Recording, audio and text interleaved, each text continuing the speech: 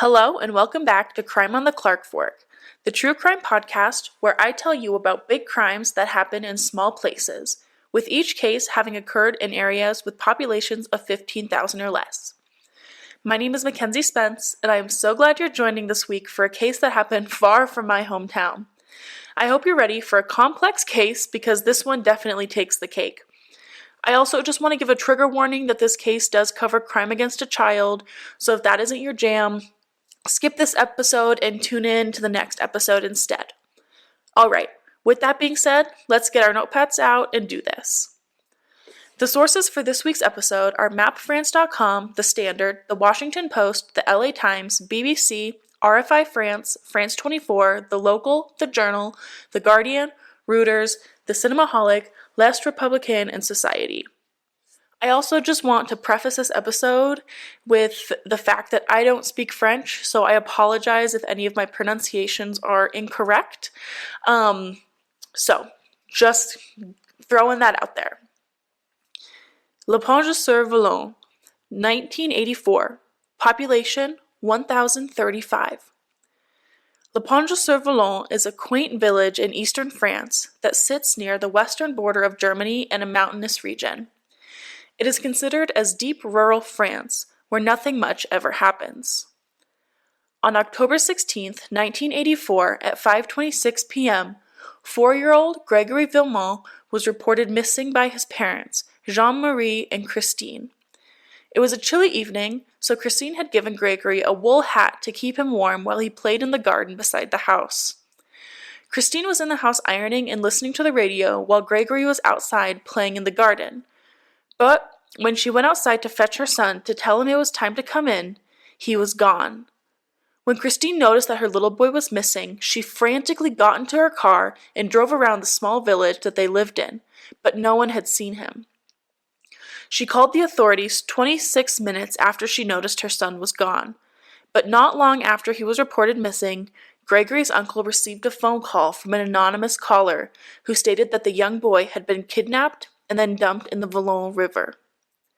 The police sprung into action after this phone call was made, and unfortunately, the phone call was true.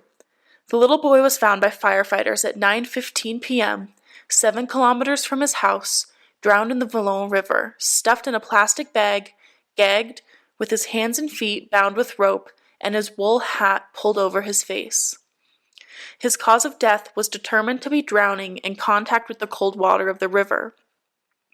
With that being said, experts have not been able to agree on if Gregory was drowned in river water or tap water, since there were no microscopic organisms found in the little boy's lungs that would be expected to be found in the river water if he had drowned in it. Another discrepancy that came about with the discovery of his body was that there were no signs of a struggle, which would have been expected from a young boy with his hands tied. A couple of days after Gregory was found in the river, the local police found a hypodermic syringe and an empty vial of insulin near the riverbank. Pathologists said that insulin would be something that could have rendered Gregory unconscious, and it wouldn't have been detectable in the autopsy. Furthermore, none of the pathologists looked for needle marks on the body of the little boy. If this was the case, there is a chance that little Gregory didn't put up a fight because he was unconscious when he was tied up and thrown in the river. The day after Gregory's death, on October 17, 1984, Gregory's parents received a letter in the mail that said, and I quote, "I hope that you will die from sorrow, boss. Even your money cannot give you back your son. This is my vengeance." The letter was postmarked a day before at the Lépanges post office, just hours before the little boy's body was pulled from the cold water. But this was not the first threatening letter that the Villemin family had received from an anonymous author who called himself the Crow.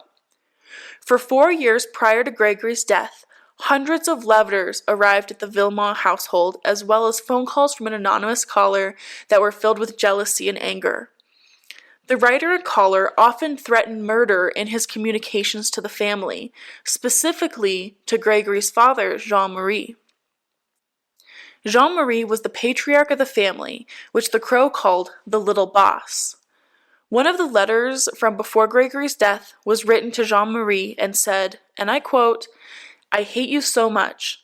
"The day you die, I will spit on your grave," end quote. On top of the letters and phone calls, bricks were thrown through the family's windows and their tires had been slashed as well. On October 22nd, investigators were able to release a sketch of a man who neighbors had seen lurking around the post office the evening that the crime occurred. The man was said to be around 40 years old, 1.8 meters tall, or 5'9" for any of my American listeners, with a strong build and medium-length brown hair. The Parliament police also determined that this crime would have had to be committed by someone with intimate knowledge of the Villemin family. Due to this, all of the local relatives of the Villemins were required to submit a writing sample of the final letter that the crow had sent to compare. On top of gathering handwriting from each of the relatives, a reconstruction of the crime was done with a mannequin. After several tests, the police were able to determine that Gregory was not thrown in the water between Desaumont and Dauxelles, where they presumed he was dumped, but rather in the center of the village, incredibly close to where he was eventually found. While the handwriting comparisons and reconstruction were being done, a man that claimed to be the person who was seen loitering around the post office on the day of the crime came forward to police to let them know that he was not involved in the crime and was able to exonerate himself. After the police determined that he had nothing to do with the case, a second sketch was then released based on testimony from a local cafe owner. Graphological experts, aka handwriting experts, were finally able to make their initial recommendations to police on October 30th, 1984. They concluded that the crow's handwriting was an 80% match to a family member of the Villemins, Jean-Marie's cousin Bernard Leroux, but the experts requested more time for analysis to be sure. Leroux was a factory foreman in the town of Lépanges-sur-Vologne, who was generally unkempt with a mustache and, according to sources, was often profane. He and Jean-Marie often played together as children, but eventually drifted apart as time went on.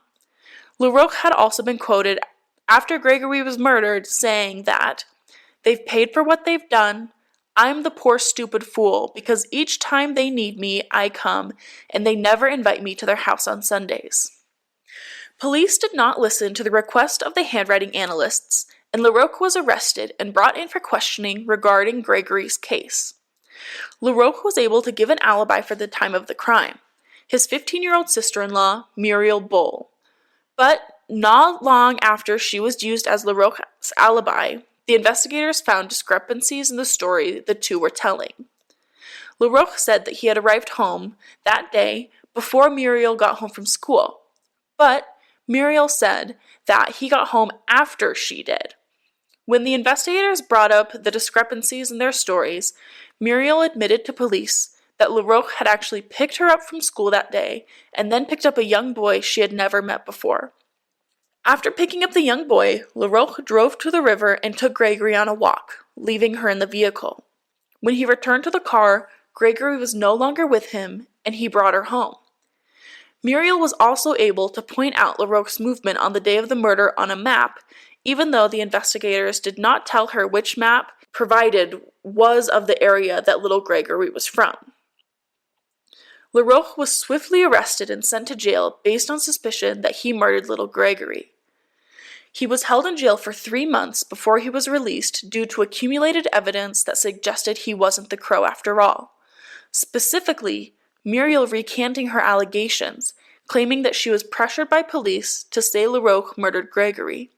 She even wrote a book about the case in 2018, in which she stated that the police had coerced her into making the statements that she did at the time. After Leroux was released, the handwriting test was redone, and the judge overseeing the case, Jean-Michel Lambert, then placed the suspicion on Christine, Gregory's mother. She had been seen in the post office the day the final letter was sent out.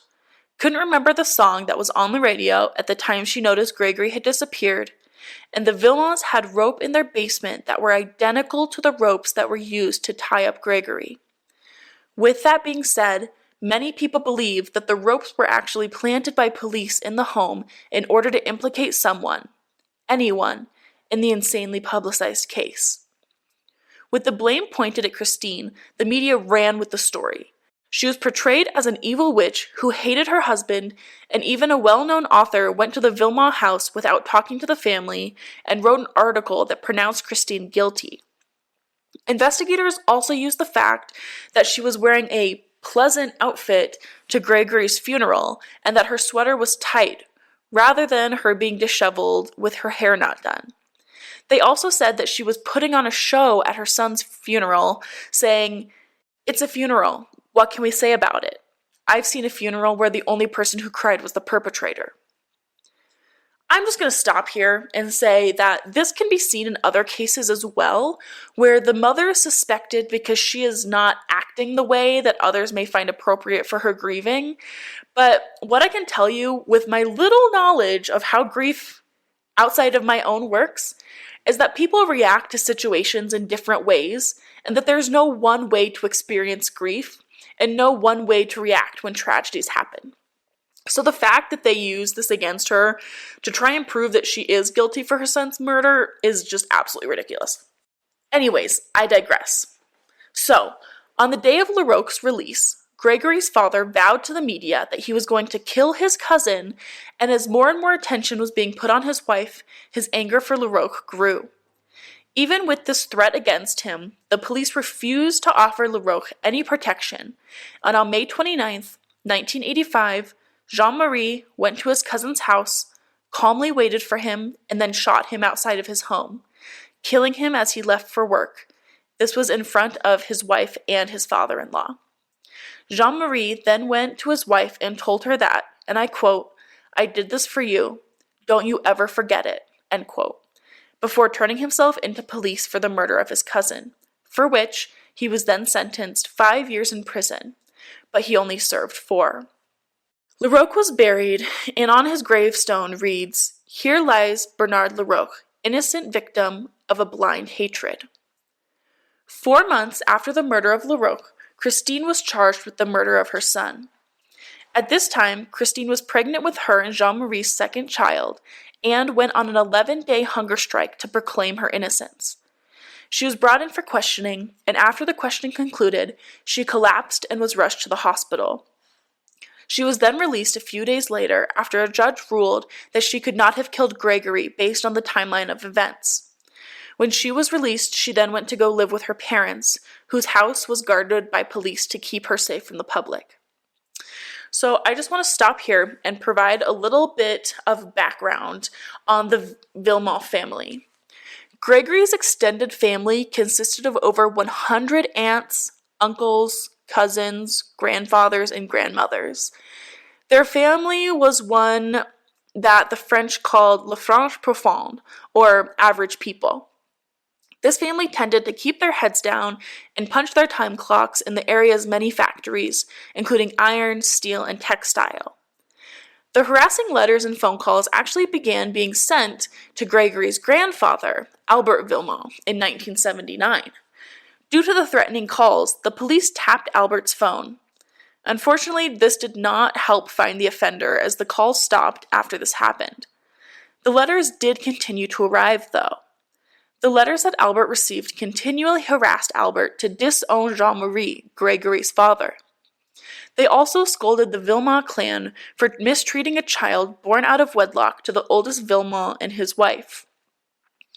At the time of the murder, Jean-Marie was 26 years old and had recently taken a job as a foreman in a car upholstery factory, which was paying him $15,000 a year, which equates to just over $45,000 a year today. Christine worked in a textile mill, and the couple had recently purchased their new $50,000 home in Lépanges-sur-Vologne.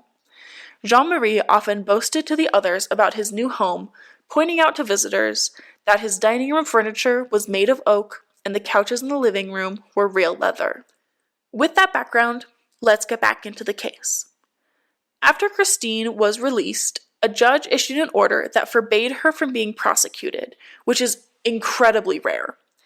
Even with this order, though, it would take 8 years for Gregory's mother to be cleared of wrongdoing.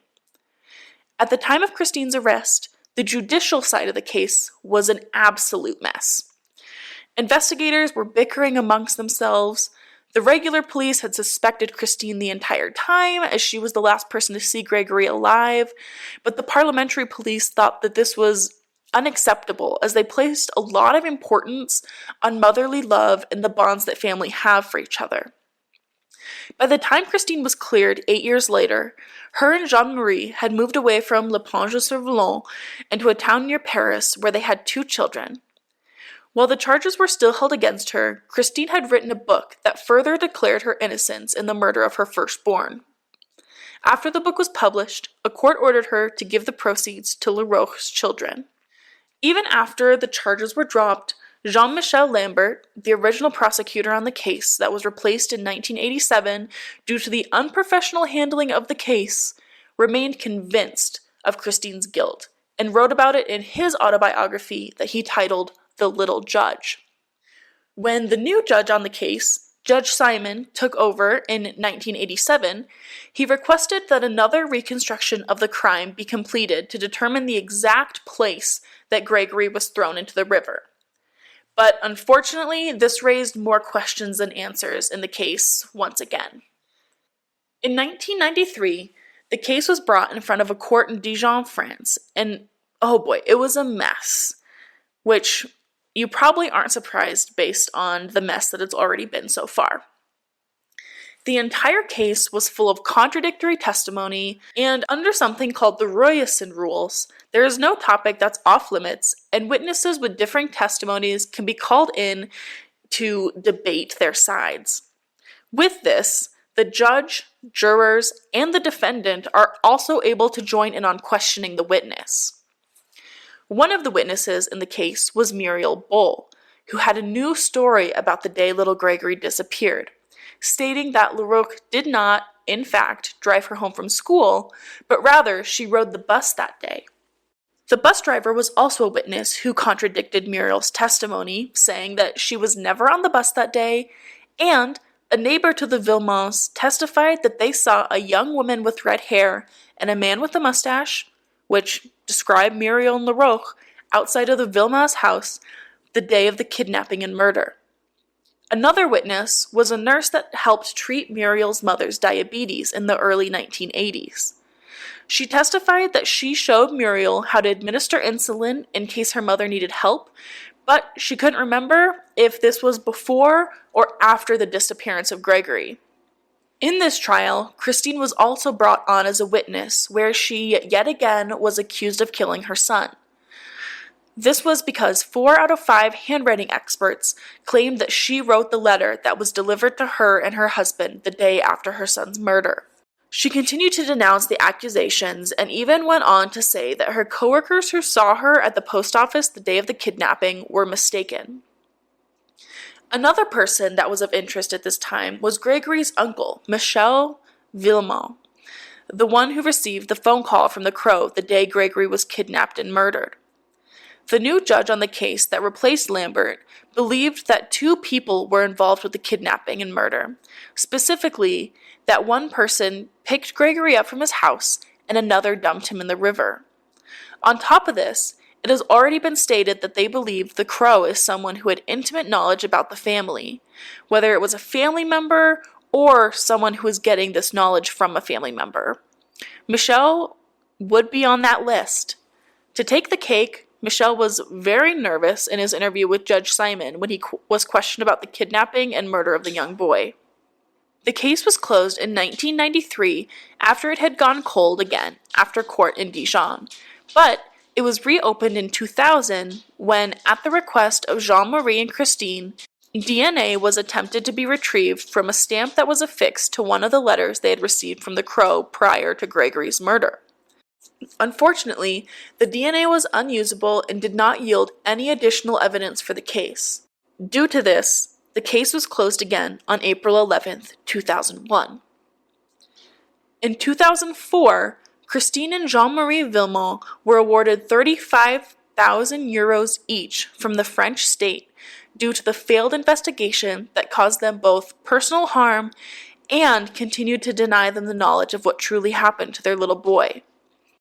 The case sat cold until July 9, 2008, when a judge reopened the case of Gregory Villemin to attempt to find DNA on the ropes that were used to tie Gregory's hands and feet. Again, the DNA test came back inconclusive, and the case went cold.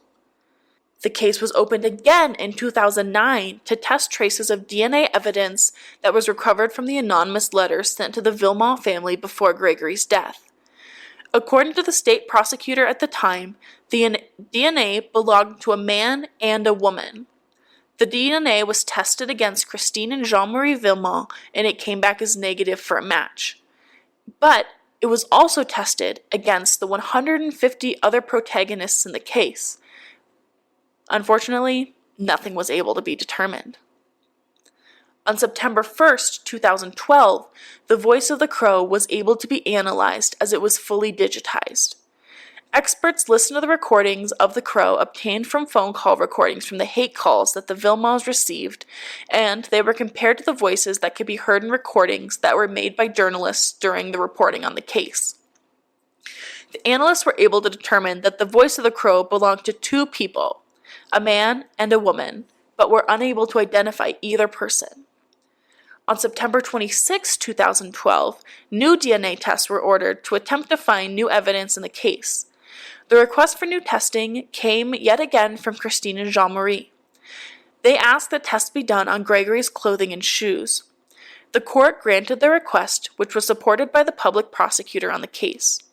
The family's lawyer was pleased with the decision for more DNA testing, since the testing that had been done previously was not as advanced as it was in 2012. The main goal of looking at Gregory's shoes and clothing was to search for any minute traces of DNA that may have been left behind by the killer. But, again, the DNA analysis brought forward no new clues in the case. 5 years later, in 2017, Judge Jean-Michel Lambert, the judge who was tasked with the murder of Gregory Villemin in 1984, who was 34 at the time, was found dead in his home with a plastic bag over his head and a scarf tied around his neck. There was no evidence of foul play, and it was ruled a suicide. Not long after his death, the local newspaper received a letter from Lambert, postmarked prior to his suicide, in which he said that he no longer had energy to fight, and that he believed that he was going to be used as a scapegoat to save face, and he did not want to play that part. Prior to his death, Lambert had admitted to making mistakes in the case and not giving it full attention. This was all said in 2017, just a few weeks before his death, when new evidence had come to light. Even back in 1984 and 1985, Lambert was facing criticism, along with many others on the case. He was accused of procedural errors that caused evidence to be inadmissible in court, inexperience, blocking pathologists from collecting enough samples at the autopsy, and leaking information about the open investigation to the media. The new evidence in 2017 that was found in the case was in the form of chronological inconsistencies in various testimonies in the initial investigation. In June of 2017, 3 members of Gregory's dad's family were under suspicion of being accomplices to the little boy's murder and were held by police. The 3 family members were Marcel Jacob, Gregory's great-uncle, his wife Jacqueline, Gregory's great-aunt, who were both in their 70s, and Muriel Bull, now 48, who was 15 years old when she had accused Laroque of the kidnapping and murder in 1984. Marcel and Jacqueline were placed under a formal investigation for being complacent to the kidnapping of Gregory that resulted in death, as well as failing to report a crime or help the person at risk. They were later released from police custody. Muriel was held under similar allegations as Marcel and Jacqueline. She held to the fact that she was innocent and went on a hunger strike that lasted until the day that Judge Jean-Michel Lambert was found dead in his home. There are also sources that say Gregory's grandmother was taken in as a witness and his grandfather was taken in for questioning. At the time, the prosecutor of the case stated that analysis has shown that Gregory was held for a certain amount of time after his kidnapping before his death, and that several people had cooperated to commit the crime. Prior to the arrest of the Jacobs and Muriel, over 100 witnesses were interviewed and 12,000 pieces of evidence were run through an AI program, Anacrim. Anacrim is a software that locates potential suspects at given moments in time to uncover any inconsistencies in their statements and alibis. According to Anacrim, the Jacobs' testimonies and alibis were unable to be confirmed and substantiated. On top of this, modern handwriting and linguistic analysis occurred of 2,000 letters and voice recordings that were sent to the Villemins over the 4-year period, and it was concluded that the authors were, yet again, a man and a woman. With that being said, I want to point to a podcast that I listened to recently that spoke about junk science and how a lot of experts that are called in to testify regarding handwriting, voice analysis, etc., are really just sharing their opinions rather than concrete facts. So, I just want to bring that up because a lot of evidence that I've talked about in this case have to be analyzed by people who give their opinion on who did it rather than something that can 100% be substantiated. If you're interested in listening to that podcast, it's called You're Wrong About, and it is the episode from February 20th, 2022, called CSI Junk Science with Josie Duffy Rice. And I'm not getting paid to shout them out, but I think it's a really interesting listen. Anyways, detectives also stated that they believed the culprits were someone who was close to Bernard Laroche, the original suspect. After the three were released, the Jacobs attorney stated that the couple denied any allegations against them and that there was no material proof that pointed to them. Similarly, Muriel denies any involvement, but according to a testimony from a cousin of Muriel, she was bullied by her family into retracting her statement about Laroche rather than the statement being coerced out of her by police in 1984. Her cousin went on to say that he was present at the family's home on the evening of November 5th, 1984, and that he heard Muriel being assaulted upstairs by her family members to the point where Marie-Ange, her sister, came downstairs with a handful of Muriel's hair. He also stated that Muriel had confided in him that she had seen Laroche kidnap and then hand Gregory over to 2 people on the day of his murder. This is another place where the original judge, Lambert, had made a mistake. When Muriel gave her first testimony against Laroche, he leaked her name to the press and then sent her back to the Laroche household without any police protection. Muriel denied these allegations about her family bullying her into recanting her statement, but investigators don't quite believe her. Muriel still denies these allegations to this day. In January of 2020, Muriel Bull's testimony was officially canceled by the Paris Court of Appeals. They argued that the way the young girl, 15 at the time, was questioned was against the French Constitution. She was questioned without her parents present and did not have access to a lawyer. As of 2022, Muriel is still living in the Valley of Villemin and stands with her story that she was pressured by police to give her statement against Laroche. Also in 2020, a new examining magistrate, which is a type of judge, was put in charge of the case. He held new witness interviews, which caused the case to get kicked back into action. This was because police said they had a new tool they could use to look at the handwriting that had been invented in Switzerland called stylometrics. With this new tool, they would be able to not only compare the handwriting, but also the style, punctuation, syntax, and turn of phrase that the crow used. Unfortunately, that is where the story ends. The only information that has been released to the public after using the stylometrics method was that it helped investigators identify a suspect in the case. As of this recording, the name of the suspect has not been revealed and no further information has been released. Little Gregory was buried in Lépanges-sur-Vologne with Kiki, his stuffed monkey. The cemetery where his body lies is in the church cemetery that is high on a hill overlooking the river that he was found in. His parents stayed together through this entire ordeal, which, to me, is actually surprising, as many couples split when a tragedy like this happens to them due to the stress and the grief that they experience. As of this recording in February 2024, the Little Gregory case is still unsolved, with key witnesses and suspects growing old and passing away, It really is a race against time to find justice for the 4-year-old who had a whole life ahead of him.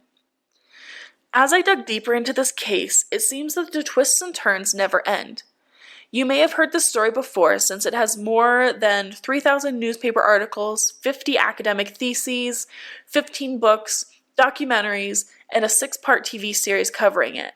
But nonetheless, this may be one of the most well-known small-town cases I've heard of. Unfortunately, there have been many people who have created hoaxes in this case, as well as including a woman in Paris that sent a letter pretending to be the crow to Gregory's grandparents. And someone wrote a confession in a church register as Muriel Bull, saying that Bernard LaRocque actually did kill little Gregory. As of now, only time will tell. As always, if you like this episode, please give me 5 stars on Spotify and Apple Podcasts, as well as a review on Apple Podcasts. You can also listen to this podcast wherever you listen to your podcasts. How many times can I say podcasts? If you have case suggestions, please visit the link in the show's Instagram page at Crime on the Clarkfork. And I hope you enjoyed this episode. I'll catch you next time with more big crime in small places.